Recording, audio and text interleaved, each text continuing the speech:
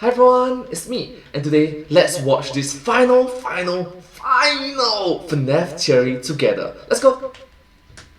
Would you look at that? Nearly 4 months without a single FNAF episode. 4 months. Feels like it's a brand new day for the channel. There have been so many new games, new meta theories. No, it's a red flag! Episodes thrown in. It's a red flag! I'm happy, I'm healthy. Life is good. And now, time to relax. Sharknado the jaw! Hello, Game Internet! Theory. Welcome to Game Theory, the show.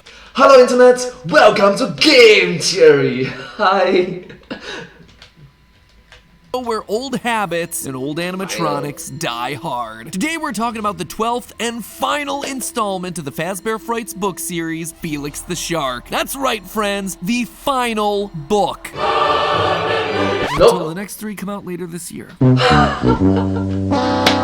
Anyway, let's not think about that and instead focus on Felix. Now, this final book is special. Just like all the others, it too is a collection of 3 short, spooky stories vaguely connected to the wider FNAF lore. But where this one is different is that it's meant to be a collection of cut stories. As the official description reads, quote, stories that didn't make the cut for the first 11 books. How? Which, okay, they didn't appear in numbers 1 through 11, but still, they wound up getting published anyway as the 12th one. Is that such a big deal? In fact, because they're last, they're probably in the most important position of any of the stories. And while you might assume that they were cut because they were weaker or lesser than the 33 other Fazbear Frights that were produced, it's not really true. You cut the story about an animatronic shark, but you kept the one where a boy turns into a traffic sign. You cut Okay, that's just bad from the get-go. It's just bad from the get-go. girl solves dead body shoved into animatronic suit mystery, but kept tiny guppy bodies. You Alright, that's bad as well. cut a security guard named Mike going around collecting haunted FNAF memorabilia, and yet kept Fazgoo. The truth Come is, on. we don't really know why these were cut. It could have been a quality thing, it could have been that they confused the lore, or maybe, just maybe, it could have been that they were intentionally designed to set up secret puzzles that we were meant to solve, and those puzzles never got fully realized. Spoiler alert, I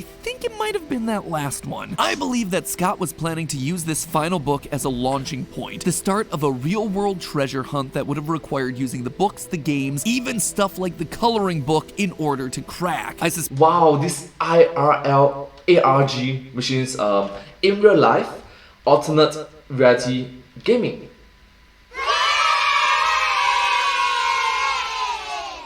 Now that would be cool.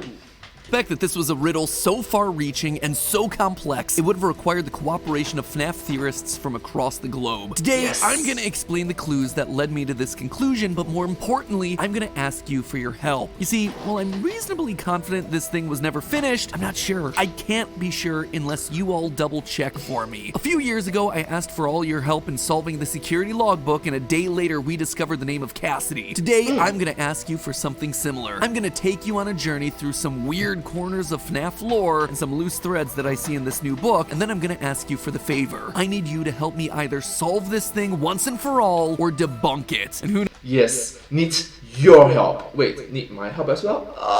Yeah, need everyone's help.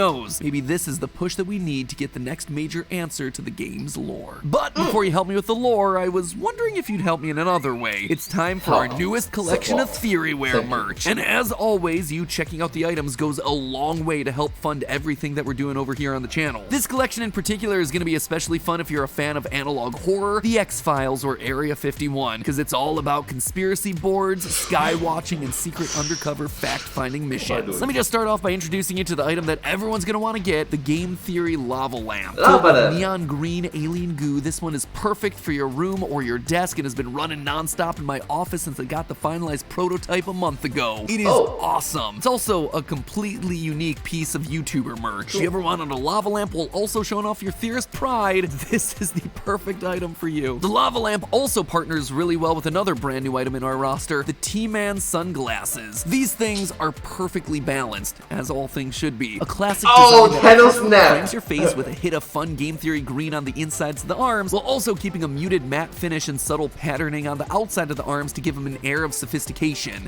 Excellent design. Historically, I've struggled finding sunglasses that I love, so I decided to make some sunglasses that I absolutely love, that I think you're gonna love too. Speaking of things I love, this new jogger set. I mean, just look at the picture on screen right now. I don't know if I've ever felt that good in a picture in my life. And if it can make me feel that good posing in an awkward photo shoot, imagine how great you'll feel in it lounging around or out and about. Soft and lightweight, but still warm and stylish. And of course, complete with thumb holes. Also, it wouldn't be a new Theoryware merch drop without a slew of new hoodies, t-shirts, and jackets. All of it with embroidered details to give you quality that you can feel. This isn't just your typical YouTuber spray-on design merch. These items are all custom cut and sewn to deliver you actual high-quality garments.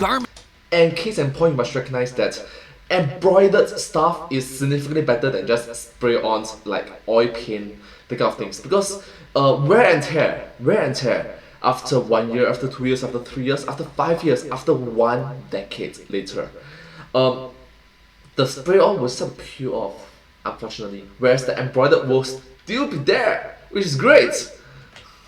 That you'll actually want to wear, and that will last for as many times as you want to wear them. Just look at the liner of this jacket. It is literally a redacted document, which is a detail that I specifically requested the team execute on. I mean, where else do you find clothing that has cool details like that? In my opinion, It just elevates the design, and I think that you'll appreciate it too. Last item that I'll specifically call out here, our first ever button-down shirt. Ripped straight out of Roswell, New Mexico, the alien print here is super fun. Again, we custom designed this fabric from the ground up to make the shirt. It's also perfectly accessorized with a tinfoil hat. So grab yourself a garment that goes perfectly with some red yarn and your conspiracy theory boards. A handful of items are available right below this video in the merch shelf, or you can just head on over to theoryware.com to check out the full collection. And as always, thank you guys so much for the support. Now back to FNAF. In order to unwrap the secret FNAF ARG, let's start by breaking down the stories in Felix the Shark, shall we? The final story, You're the Band, is probably the most obviously related to existing FNAF lore. In it, a small boy named Timmy becomes obsessed with everyone's favorite pizza murder franchise, Freddy Fazbear's. Yeah, what a coincidence. Yes, what a coincidence.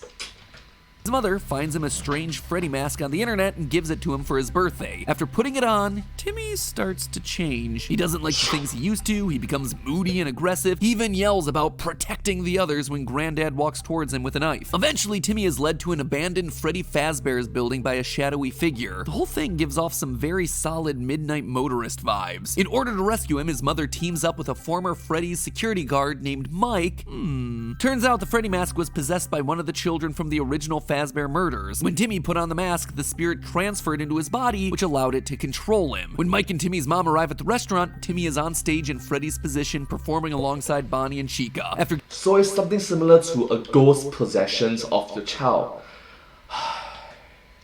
Getting attacked by the puppet, Mike manages to get the Freddy mask back onto Timmy, which captures the spirit. He then puts the mask back onto the original Freddy head, getting the spirit back to where it belongs. Now, I gotta admit, I got really excited when I read the story. We've suspected for a while that FNAF 1 security guard Mike Schmidt was really Michael Afton going from location to location to undo the evils of his father, William. That's why we play as Mike through pretty much every installment of the series up through Ultimate Custom Night. It's why Mike's name appears in Sister Location, why Fazbear Frights burns down in FNAF 3, and why the security guard in FNAF 2 is fired for tampering with animatronics and odor, just like Mike was in FNAF 1. Up until now, that theory's never been confirmed, but this story seems to be strong evidence for exactly that idea. A security guard named Mike going around collecting the old artifacts from Freddy locations in order to help free the spirits of those trapped within. So, not a lot of individuals, so that's a huge clue, isn't it?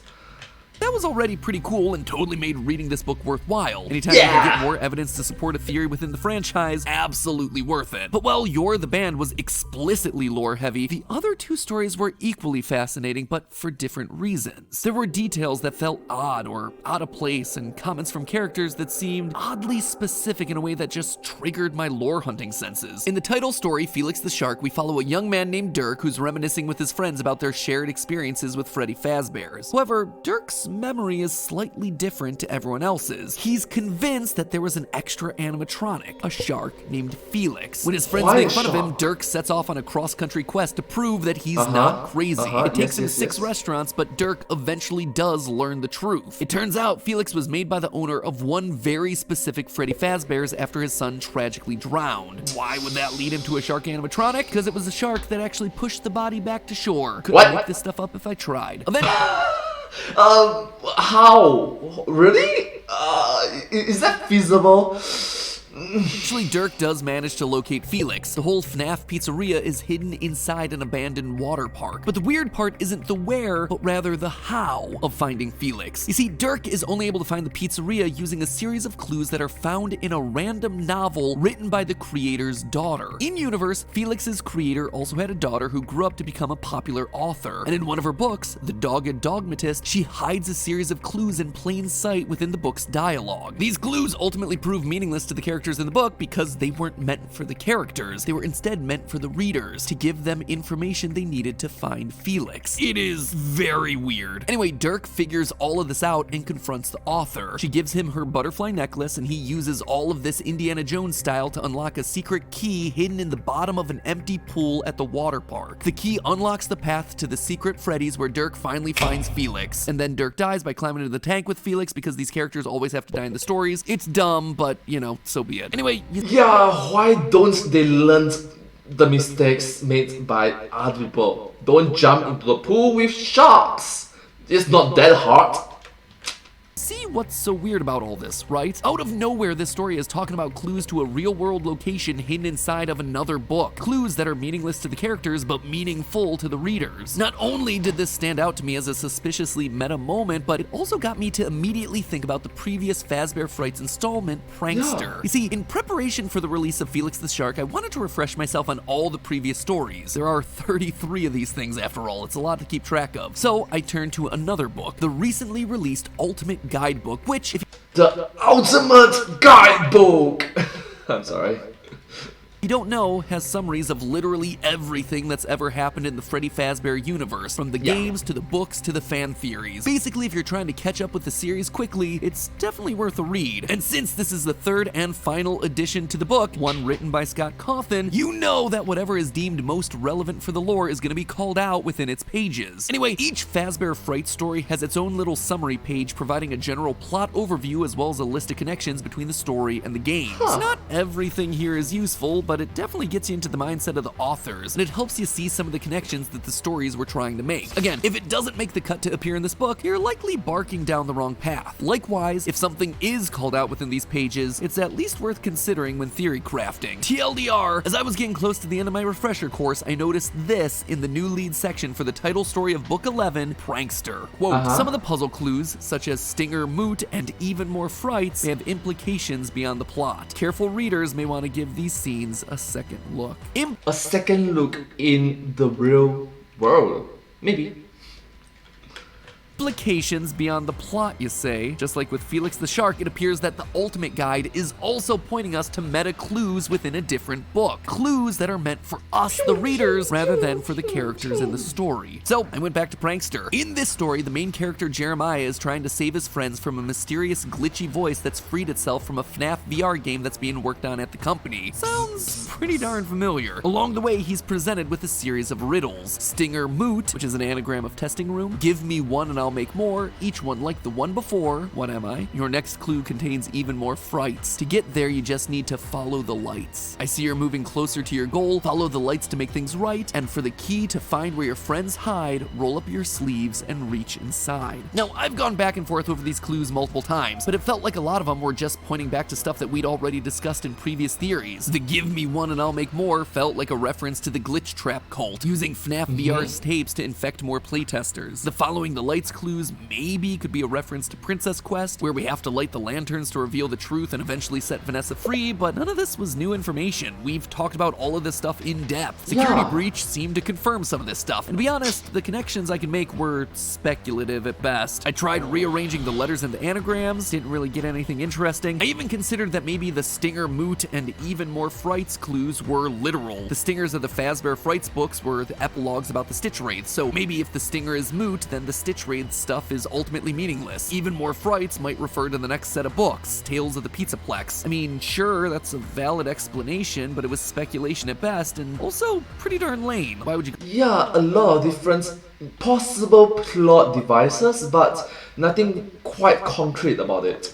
Go to all the trouble of hiding meta clues like this about stuff that feels ultimately underwhelming. These aren't really questions that people were asking themselves, you know? So, at least according to the Ultimate Guide, there's definitely something hidden inside of that prankster story. The Ultimate Guide! And I'm not exactly sure what it is, but there was even more that was suspicious with Felix the Shark. You see, Dirk doesn't just find the secret Freddy's thanks to written clues inside of a random book, there's also a very specific drawing in the middle of that book. Here's the full quote when describing the Dogged Dogmatist, the book where the hidden clues are from. Quote, "The man's search for the creature was convoluted on the whole, but certain lines in the book went beyond convoluted. They just didn't make sense. Neither did the drawing in the middle of the book, an ornate and frilly sketch of what looked like butterflies and flowers. The drawing was never referred to in the book, and it couldn't be related to any of the story. Were the odd lines and drawings some kind of code? For what purpose?" And that's not the only time drawings are brought up in this one story. There was yet another odd reference in Felix the Shark that jumped out to me. Quote again, "I'd forgotten all about Freddy's, but yeah, now I remember. I loved the Freddy's coloring books. That's what started my drawing. Eventually I got tired of coloring and just drew the figures. Last year, the official FNAF coloring book released, which for a normal franchise would be a big ol' who cares moment. But here, where the biggest character reveal..." I just like it that Mario is saying words and Pokemon Pikachu is saying Pika Pika. happened in a spin-off children's activity book, yeah, I wouldn't put anything past this franchise. So it felt strange to mention a real-world item for it only to mean nothing. So, of course, I bought myself the coloring book and the official How to Draw book. I went through the pages over and over and over again, but the only thing I was drawing was a blank. Seriously though, I couldn't find anything. Loads of cool pieces of artwork, like this twisted chica that's only ever mentioned by name, but nothing major. I checked with black lights, I heated up a page or two to see if it would reveal some invisible ink, nothing. Or at least nothing that I could find. And then it hit me. What if this wasn't about solving a mystery within the story, but instead something bigger, something more real? The clues in Dirk's book didn't make any sense until you were in the right place at the right time. This could all be hinting at an ARG, where just like Dirk, if you find the location, suddenly the clues that people had been theorizing about for months start to fall into place. Which leads us to the final story of Felix the Shark, The Scoop. In this story, a young girl named Mandy is an online FNAF theorist. No Hi, Mandy. Hi, Mandy. joke, she even signs off one of her posts by saying, and I quote, "I can't share all my secret facts yet until I solve this game theory." Anyway, Oh, but hey, that is just a theory. A game theory. Thanks for watching. Oh my gosh, I just love the cross reference. Wait, Mandy digs through the code of FNAF 3, literally FNAF 3 the game. It is mentioned explicitly, only to discover a hidden picture of a building. She tracks it down and she learns about a real-life missing children's incident. After a few nightmares where the spirit of the dead child appears, she ends up going to the location only to find an old animatronic bear giving off a nasty smell. Surprise, surprise, the kid was inside of there the whole time. Surprise! Mandy is praised as a hero for finally finding the missing child, and she closes out her blog by saying, quote, "I will probably never know for certain how this mysterious building is connected to the FNAF universe. The only thing I am certain of is if the creator wanted us to know, I think he would tell us." Wow. Just wow. Feeling a bit attacked, not gonna lie, though in my defense, if we waited for Scott to tell us anything, we'd know next to nothing about this franchise's lore. Just But having said that, I'm just glad that this sort of like fourth wall breaking sort of scenarios is being so clever, actually.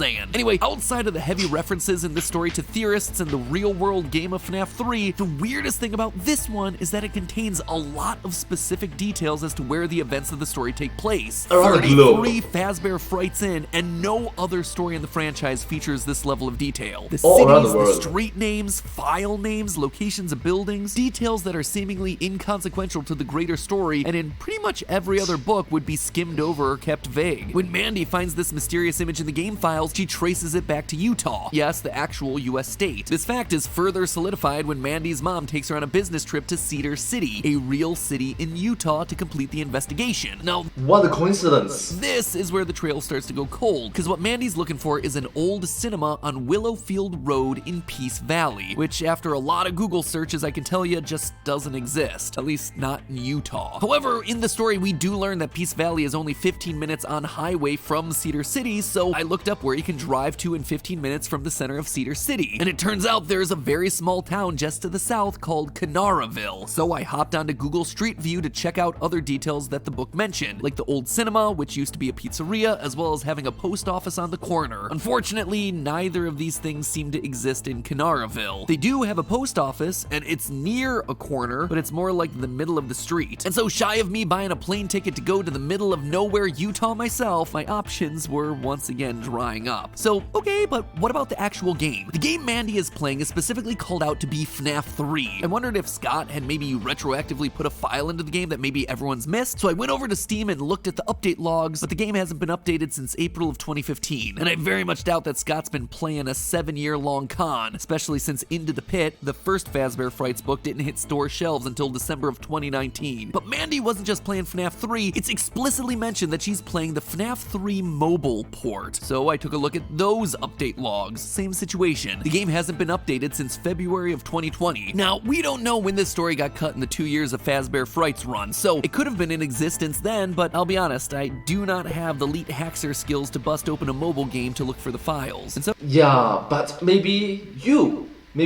have the capabilities of doing it. Yeah. Oh, just like that, I was out of options, out of clues, out of ideas. Gotta be honest, I feel kinda defeated on this one. Weeks of looking through these books trying to find something that just wasn't clicking, and yet I couldn't shake it. The whole thing gave me some big Gravity Falls ARG vibes. For those a lot of Error 404. of you who don't know, one of my favorite TV shows of all time, Gravity Falls, did this massive globe-spanning ARG back in 2016. It was a series that was all about hidden mysteries, ciphers, secret codes, complete with a book, much like the survival logbook, that you could buy that contained puzzles and secrets for the fan community to solve. And this ARG, launched after the conclusion of the show, tasked fans of the series from all corners of the map to work together in a quest that would eventually lead them to a statue of the show's villain, Bill Cipher. Hidden Yes, Bill Cipher. That Bill Cipher.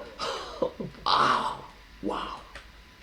out in the middle of the woods. Maybe FNAF was seeding out clues for something similar. Or maybe there were plans to do a similar sort of treasure hunt, but the plans got scrapped along the way. I can't be sure, but there were just too many weird details here that didn't seem to be mere coincidences. Regardless, I'd been bested, but that didn't mean I was done. The last time I felt like this was when the survival logbook released, but instead of giving up, I threw the clues that I'd noticed out to you guys, the theorist community, to help me solve it, and you came through. We found Cassidy's name, a name that has since been confirmed by Scott himself. So here I am again at the end of my tether, asking you for help once more. I'm once again asking for your help with FNAF. Seems like something's here, but if it is, I can't figure it out on my own. Maybe you're a theorist from Utah and you know the locations I'm talking about. Maybe you do know how to break open the files of a mobile game. Maybe you're as obsessed with this franchise as I am, and you too have the coloring book, and you notice something on those pages that I don't. We haven't let FNAF beat us yet, and we're sure as heck not gonna let it happen today.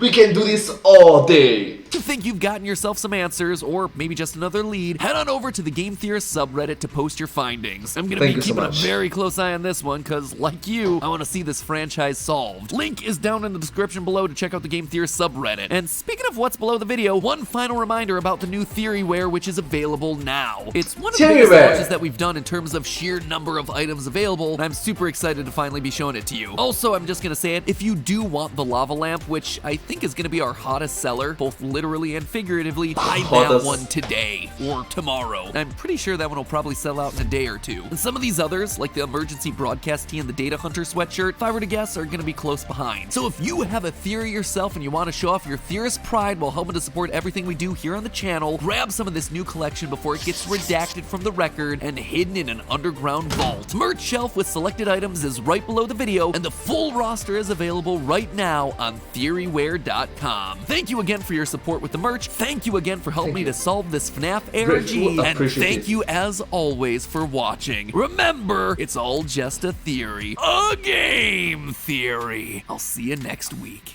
Thank you. Thanks for watching.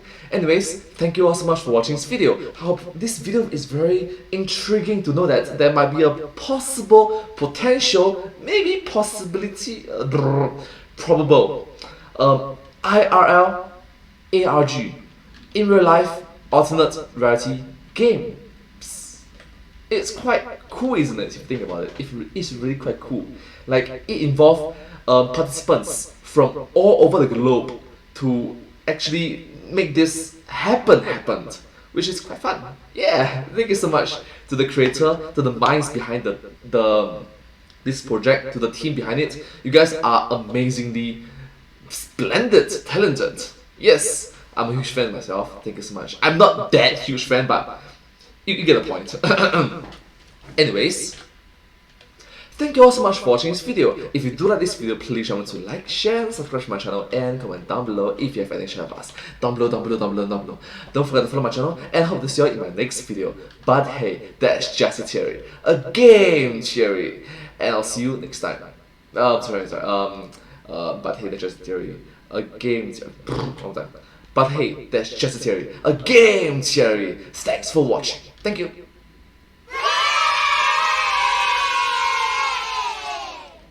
And I hope to see you in my next video. Bye bye. Subscribe. Thank you.